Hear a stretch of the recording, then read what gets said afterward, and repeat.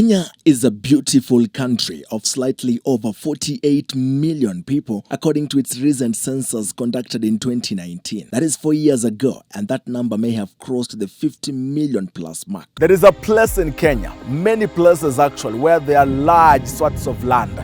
And then the irony is, there are people, thousands of them, in those very places without a place to call home. In this story, we have traveled kilometers away to the coastal town of Kenya in Taita Taveta County to document some of those stories where there are people without a place to call home.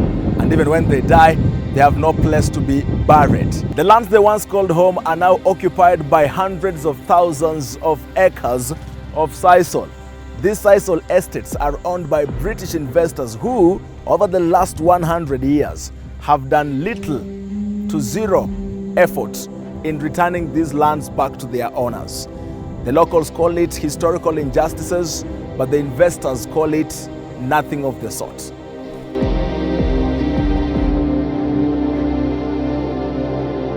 Here in Taita Taveta County, one of Kenya's 47 administrative units, there are over 6,000 squatters without homes. They are living at the mercy of large-scale investors who claim to own most of these parcels of land. In the ancient years, the native Teita community lived up the hills. The lower lands were meant for agriculture, animal farming, and other things like playgrounds. That was so many years ago, even before the coming of the British colonialists. And this is well explained by the availability of so many hills in the county, a small community that is now making up 341,000 people of Kenya's population. We are going to meet one man who knows the problem here far too well. Like I said, these people live up the hills. This specific one is called Majengo Singila, and accessing the place is not very easy.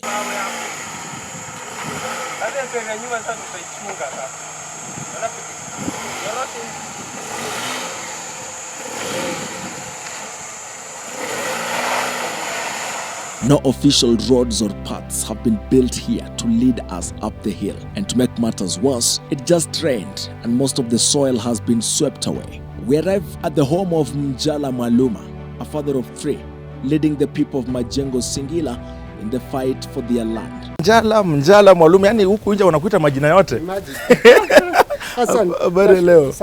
Pole tulisema saa 3. Yes. The fight is mainly with the Teita sisal farm, an expansive sisal farm that is worth thousands of acres as locals scramble for the tiniest spaces to live. They are battling one man, Keriazy, the director of the family business, Teita Sisal Estate. The walls of his house and his own picture album are dotted with pictures of the controversial land and the troubles of its dwellers. Hii nyumba ndio ilikuwa imesimamishwa na court order.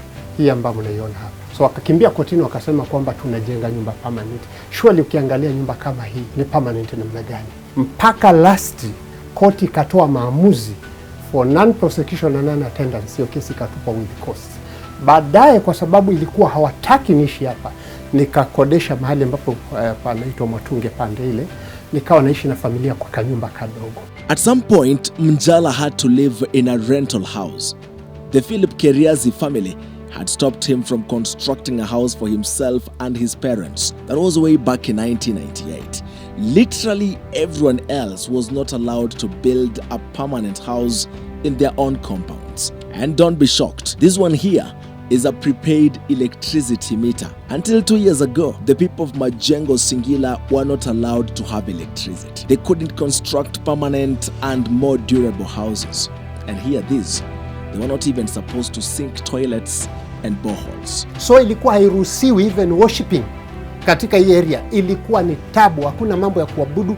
Ukipiga sauti ama ulete vyombo, askari wanaingia kesho yake. Na yeye anasema mnampigia kelele. So tulikuwa hatuna freedom hata ya kutoka, ya kutembea. Now the conflict between the residents of this place and the investors, that is the Teita Sisal Estate, has been so intense that a year ago the investors erected a barrier, rather a fence, between that estate and where the over 3,000 squatters are living. And if you're able to see right behind there, you will see that this sisal farm where the fence has been erected is just about a meter from Mr. Mwaluma's house. And one of the biggest questions that then come to place would be, I don't know how people here are able to stay or rather to search for food. Mwaluma, chakula mnatoa wapi? Chakula hapa tunapata tu chakula cha misaada ama kununua. Kwa sababu ya mashamba yetu ambayo tulikuwa tunatumia yote yamepandwa makonge. Ukiangalia fence mali imepita, imefungia mimea, chakula kile tulikuwa tunalima mihogo ndani na imeozea huko. Kwa sasa Mungu ametubariki na mvua, lakini hatuna ardhi za kulima. Ukiangalia tumebaki tu na mahali pa kuzikiwa peke yake. Na hata area za kuzikiwa watu hapa wameshamaliza, kwa sababu vile watu wanaendelea kukaa, watu wanazeeka na wengine wanakufa na wengine wakizaliwa. So ardhi za kuzikia watu sasa hapa zimekuwa ni tabu. Kwa hivyo hapa watu hawazikwi. Hapa watu wanazikwa, lakini sasa zile sehemu wanatumia, unapata mtu saa zingine kaburi iko karibu na mlango, which means hata ukiwa unamwaga maji ya uchafu mengine yanaangukia kwa kaburi. So ardhi ni kidogo mno. Watu wana family na family zinaongezeka na watu wamekuwa. So tatizo ni kwamba hata leo ninahofia nikifa leo sijui nitaenda kuzikwa wapi. It is that question about deaths, burials and cemeteries that remains an emotive one here in Majengo Singila. The construction of a fence to separate the local community from the white investors' state locked with it several grave sites. Now what you see up there is the border point of the Teita sisal estate, and according to the residents here, with every passing year the sisal estate is moving closer and closer to the small areas that they are now residing in, and with every passing time it's taking so many things with it, including graves like this one here belonging to Mr. Keriazy, who died a few years back.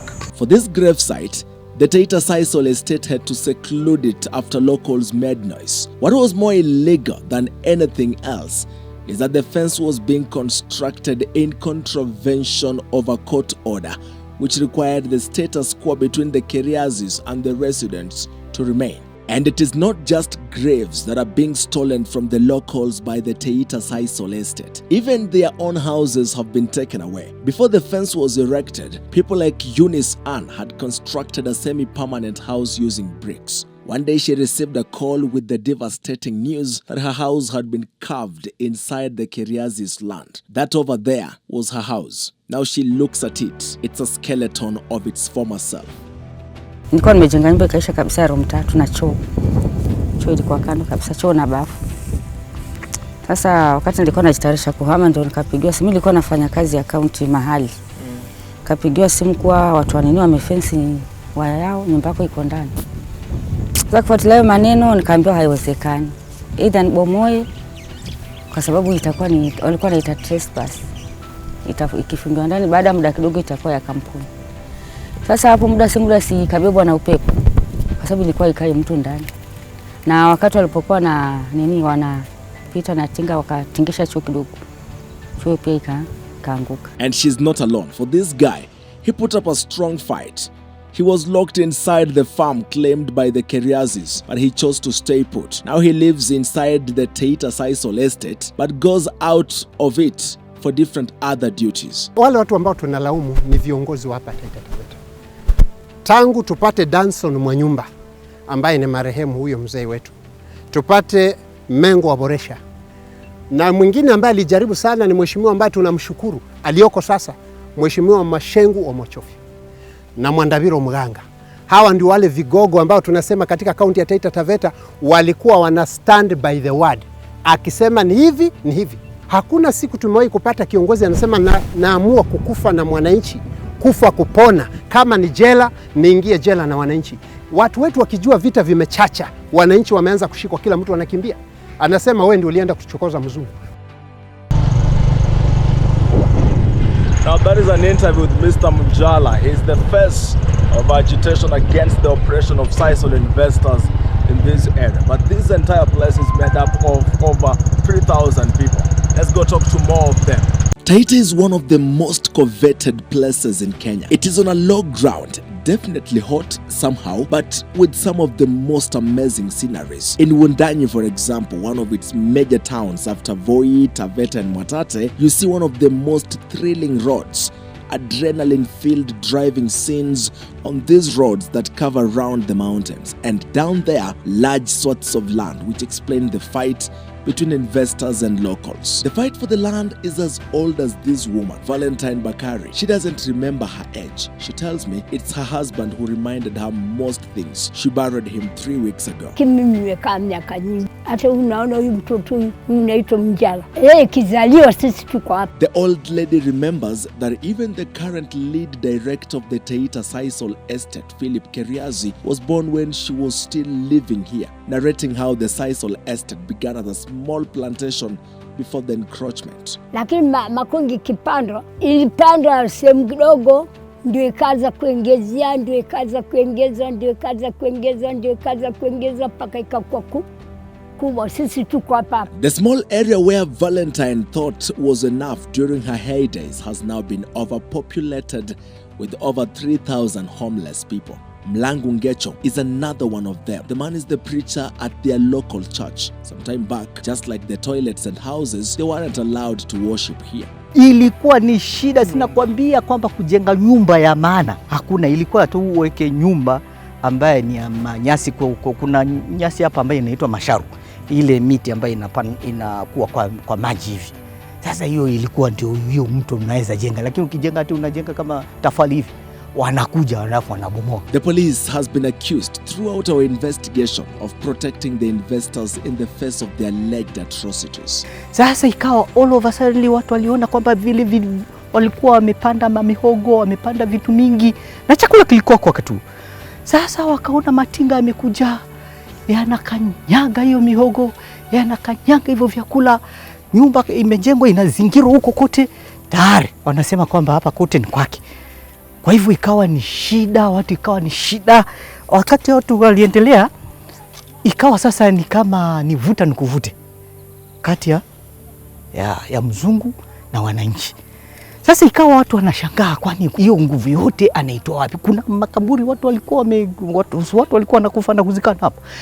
Tinga zikakanyaga kila kitu, kikachanganywa kabisa na kapandwa makonge kabisa. We just go to the Taita Sisal farm for some answers, but the police involvement in the troubles of the locals here became apparent when we were intercepted by 2 vehicles, sandwiched in the middle of Taita Sisal estate vehicle and a police vehicle. It's okay. Hata huko ndiko tunaenda. Tumeambiwa hiyo area kwa hiyo maeneo, and because we don't know it very well, we are looking for someone atatupeleka huko. We were stopped here for over an hour. Somehow, the Taita Sisal estate management knew we were here without us informing them or calling them. So heri tuende, tufike pale tukatazwe, tuambiwe tafuteni appointment, tuambiwe kujeni. Now that standoff took us back to an incident that happened at Mnjala's home one day. His wife explains how police officers stormed the house on a random night, searching for guns. Sasa nilipoamka kuangalia tu dirishani kwangu, nikaona tu light zimewaka. Jana aliposikia naye akatoka kufungua milango tu, hapo aliingia na wao. Na walikuwa kama askari 16 17, na wote walikuwa wameshikilia mabunduki. Wanasema hapa tumeweka safe ya bunduki, na sisi hatujui ziona, hatujui zishika, hatujui zinatumiwa vipi. Her husband was accused of intending to kill Mr. Philip Keriazy, the director of Teita Sisal estate. It was quite a terrifying night, she says. Kuja kuniarastia watoto asubuhi, watoto wanaamka na baridi yoyote, wamejikunja, watoto wanashtuka, wanashindwa baba yetu anapelekwa wapi? Kwani baba amefanya nini? Sasa watoto wanaamka kwa vitanda. Watoto wanashtuka, kwanza mdogo alishtuka paka alikuwa analia. Mtoto alikuwa analia machozi kabisa. Hao wengine wakubwa wenyewe walikuwa wameshtuka. Sasa wanasema kwani baba amefanya nini? Dadi amefanya nini? Sasa kila mtu, hata mimi mwenyewe nilikuwa analia machozi. Maana kuona mzee vile alikuwa ni mgonjwa. Alikuwa hata ugonjwa wenyewe hakuwa amepona. Lakini anafuatwa hivyo. Anafuatwa ako na safe ya bunduki. Sasa hizo safe za bunduki ziko wapi? Hatueni basi tuone, hawakuona. Sasa unaona ni kule kuarastiwa tu. Kule kuarastiwa na kula kitu hata wakifuata hawakioni. Sasa unaona hiyo kitu kilinipijia kwa uchungu, nilisikia uchungu, watoto wangu kuamshwa asubuhi na hakuna chochote aliona, tena mwisho anaanza kuomba msamaha. And then we set out for a journey to the Teita Sisal estate the next day to ask them questions about them allegedly grabbing thousands of acres of land from the local population. And the police involvement is also evident as we drive in. And one more interesting thing about this entire place now marked as private land is that there is a public school funded by the government that is inside this land that continues to raise doubts on really whether the land owned by this sisal investor is private or public land. It is not just the public school that has been carved inside this purported private land. There is also a railway line and an administrative chief's office inside the estate. We could not immediately ascertain whether these were done legally or carved into the land illegally. Well, we thought we were just coming for an interview, but the sisal estate management had already called the police on us. And for over 1 hour, we sat in a quite tense meeting discussing what brought us here. When Mr. Keriazy finally chose to respond to our questions, he denied grabbing any land. When people say that we have grabbed their land, it's not true. It's not correct. My father purchased this estate in 1972 from the bank. So that's how we came across it then. He says that the over 33,000 acres of land was bought by his father back in 1972. Previously to that, I don't know who owned it. I don't, no idea. I think that's historical and can probably be found out in the company's house. But locals are hearing none of that, and they want him to explain how he acquired the land and provide documents for it. The preacher makes this point clear. Huyu mtu mgeni alikuja vipi na akapata eneo hili lote. Kwa hivyo ni wazi kabisa kwamba lazima kuna unyanyasaji fulani na watu wengine, ni kama watu wengine fulani wakubwa. Don't think that we try and intimidate anybody or try and do anything against anybody in any way. It's not our temperament to do that. I don't know where. I think though at the same time, when something that we feel is not being done correctly, so as not to be seen to be the people trying to, we ask the police to join us to make sure that what we're doing is also correct. It's not just. So I don't want to be accused of our workers doing something against somebody without the law being behind us. As locals go through difficult moments in the hands of foreign investors, the local administration is cooling its heels on top of those mountains, Mundanya. And so we went beyond the hills to ask some questions. Ardhi is Swahili word for land. So what we have here is basically a lands office where Miss Elizabeth Mkongo sits. She's the county's minister for land, and she makes a rare admission. Initially, the leases were 999 years, but since the new constitution which came into place, in 2012, the Land Act 2012 brought all the leases, which were 99 years to 99 years. The investors have tried to find their way out now to start selling, and they're also colluding with people from the lands department at the house now to kind of forgery to find their way of now again living in that land. Most of this land there, by then, they were agricultural. So what we expect as a county government, and most of the clauses which are in those titles, these lands were, if any investor interferes with that clause, depending with the title, then the land ought to revert back to the county government. So while we cannot say we have access to all the titles of those land, because at times when you go to the house, you cannot find their files. With every new day, the residents of Majengo Singila wake up to a new challenge, hoping that there will be change. They will have a place to call home. But that optimism has been a long shot. Most of these large parcels of lands were given way back during colonial and procedurally. So right now, the county, with the government of our governor, Andrew Mwadime, we are trying to find a way out how we can recover our land back so that now the community also can benefit. Because as you understand, Taita Taveta, 62% of the land is in the national park. The 38 is what we call the community. But still in that community land, 16% is owned by the ranches. So the last bit which is there, still the community has an issue with it. And that will be important, especially in a countryside where animals have more land than people. Established in April 1948, Tsavo National Park is Kenya's largest park, occupying an area of 22,000 square kilometers. Animals like these zebras roam freely, crossing the road as they wish and are quite a beauty for road users. Elephants graze undisturbed, of course with the threat of poachers remaining alive. You see, one of its tusks is missing. But with investors like Taita Sisal Estate gobbling up all the remaining land, locals are strained. The future is bleak and uncertain. Nimeishi tu nikiona makonge, so hata saizi penye nimefikia nashindwa sasa, hata sasa nashindwa kuulizia baba sasa nitajengea wapi, kwa sababu hata ukimuulizia atakwambia utajenga wapi, na ukiangalia karibu kote kuna ni makonge. Mwanzo hata pale nilikuwa nimeplan nitasema nitajenga, ndio huko kulikuja kapandwa makonge. So like now nimebaki tu, I'm stranded. It's like nashindwa sasa nitafanya nini, what next. So nimejaribu kumuulizia niambia tu kitaendelea, Mungu yuko. So paka pele imefikia, it's just that way, tunashindwa sasa which next step ni gani. Sasa nashukuru Mungu tumejenga nyumba. Ngawaje ametuwekea mpaka kendo ule pale. Ule ndo mpaka wa sisal na wetu.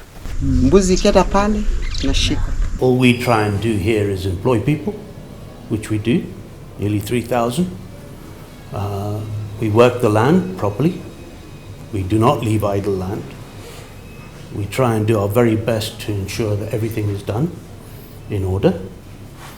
We bring foreign exchange to the country continuously, month in, month out. We pay our people correctly. And I hope that we help the communities around us tremendously. And at the end of the day, we just try and help out where we can. So when people say that this is a historical land issues and one thing or another, I think they can think that, but legality-wise, I think we're in order. Actually, if you go and check the living standards of those people working there, it's pathetic. So when you talk of employment, well, yes, they're getting whatever they're getting from there, but their living standards, you cannot appreciate what is going on there. So now that this thing came in during colonial days, we may say now it was a mistake then. The government ought to have done something to uplift the living standards, because what is going in there, I guess even the national government, even our president, doesn't know what is going in there. I would say most majorly the benefit is just to the investors and not to the locals. Leo hii kukisemekana uhame hapa kupandwe mkonge, utahama? Nitahama kwa nani? Watu tumekuja hapa. Ukisema sahi ving'oe virudi, vitarudi wapi? Na kama unasema uko na title deed and wewe unajua title deed they are good, si uzilete kotini useme these are documents, sisi tuondoke. Hatuwezi kukaa hapa kwa sababu tuko kwa shamba ya mtu. Nataka Taita Sisal wapie mbele ya meza yangu, walete document zote, walipataje shamba, walinunua vipi, kama walilipa loan, hatuna maneno. Lakini kama shamba la wananchi lirudi kwa wananchi. In the next couple of months, the land leases held by Taita Sisal Estate and 3 other foreign investors are coming to an end. With that, the local population here hopes to put an end to their century-long agony.